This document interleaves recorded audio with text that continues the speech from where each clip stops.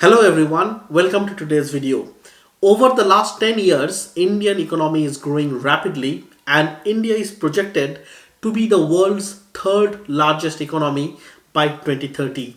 One of the common queries that I come across on various NRI communities is that how can we as NRIs invest in India and participate in the India's growth story?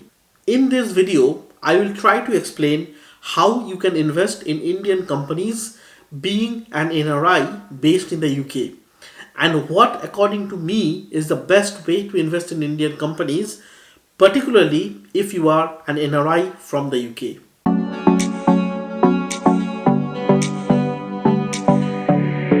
For those of you joining me for the first time, hello, my name is Suman. I am an Indian doctor based in the UK. On this channel, I share my experience of investing my own money as an NRI both in India and in the UK.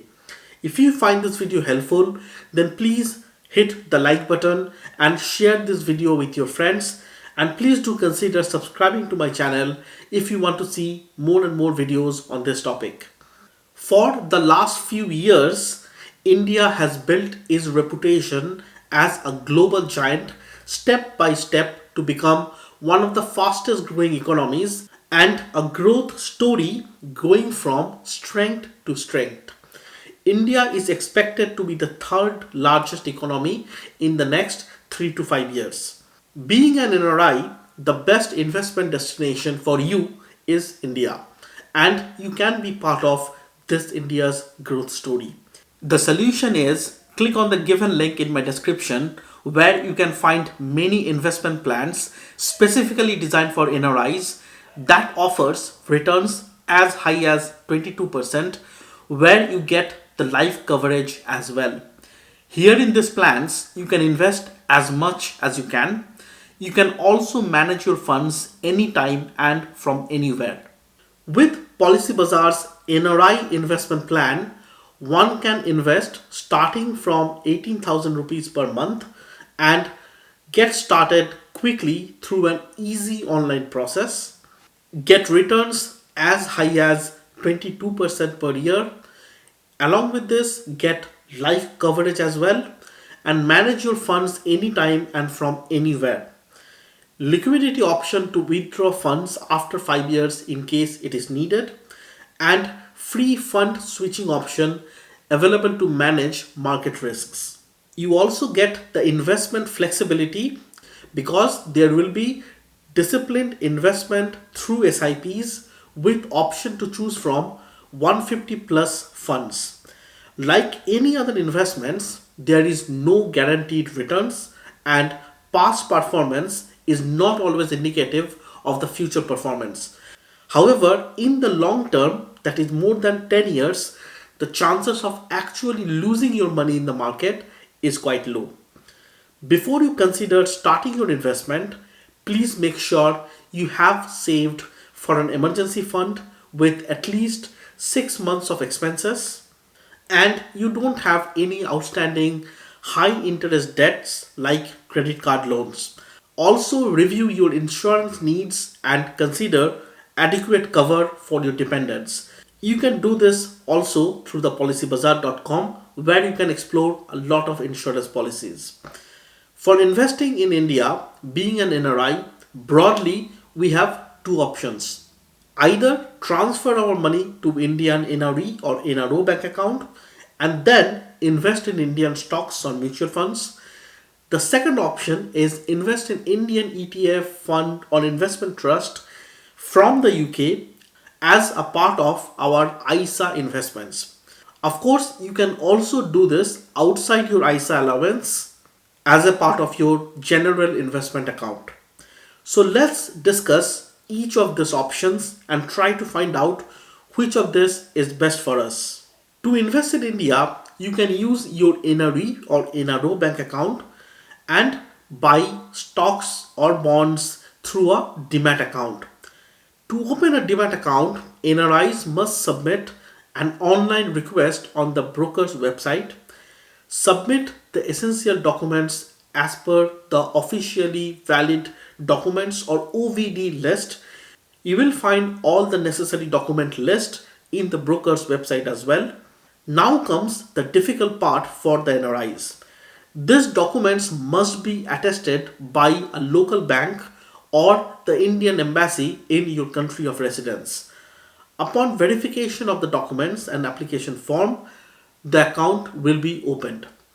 All of this can be time consuming, and any issues with the submitted documents or application form will likely delay the process further. On the other hand, investing through mutual fund is a less difficult process and can be done through a completely online platform like NRI. I have made a detailed video about mutual fund investing for NRIs. Please do check out. I will provide the link in the description box below. Remember, for mutual fund investing, you don't need a Demat account. Now, if you are keen on buying direct stocks, then you need to choose between portfolio investment scheme and non-portfolio investment accounts. The choice between PIS and non-PIS account for investing in the Indian stock market depends on your individual preferences, financial objectives, and access to funds. Now you might be wondering, what are these PIS?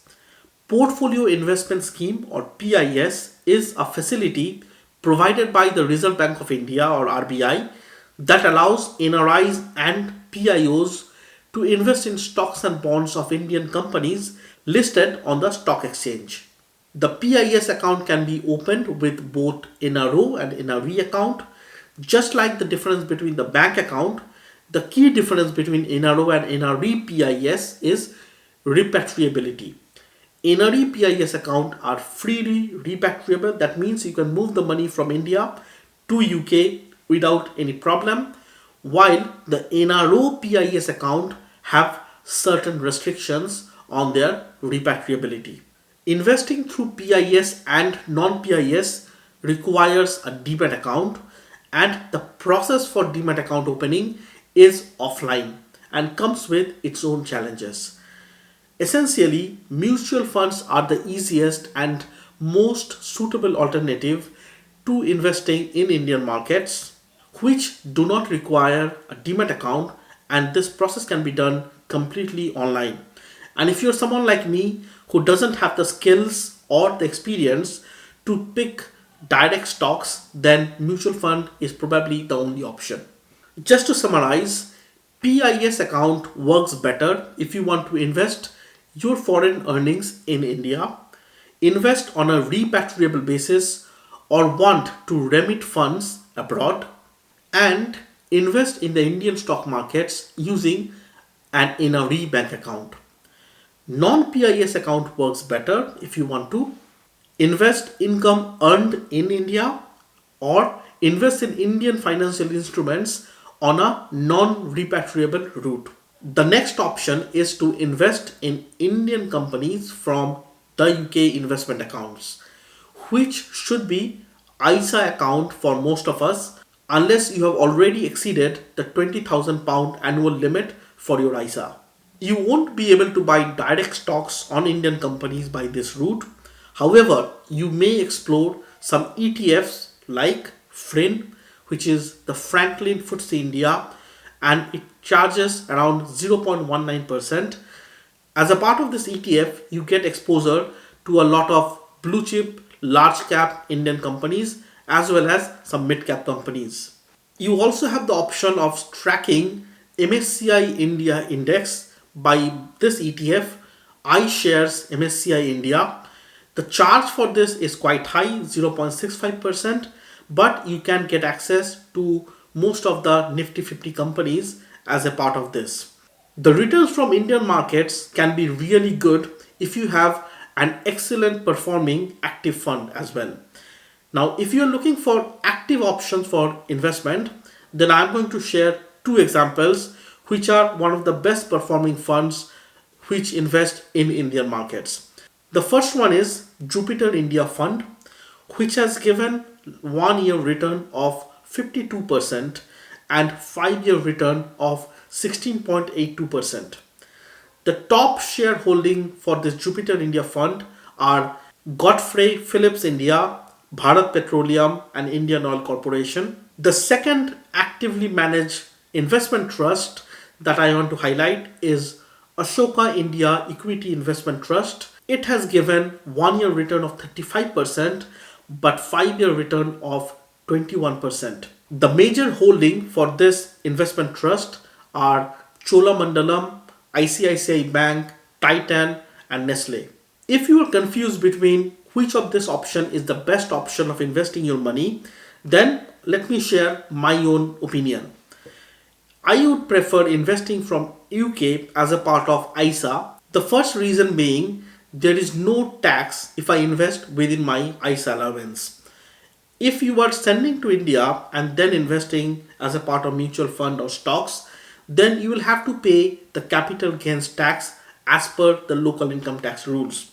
For example, in mutual funds, you have to pay a long-term capital gains tax of 10% on profits more than 1 lakh, and you have to pay a 15% short-term capital gains tax.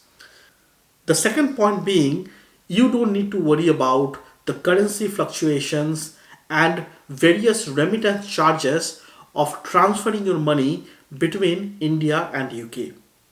All of this will be included in the fund charges.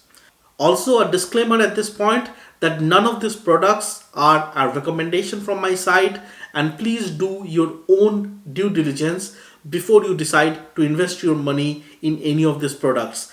If you're not sure, then please consult a financial advisor.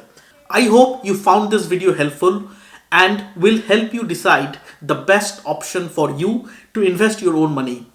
Please don't forget to check out the link in my description and pinned comments for NRI investment plans and become a part of India's success story by clicking on it. Thank you for watching.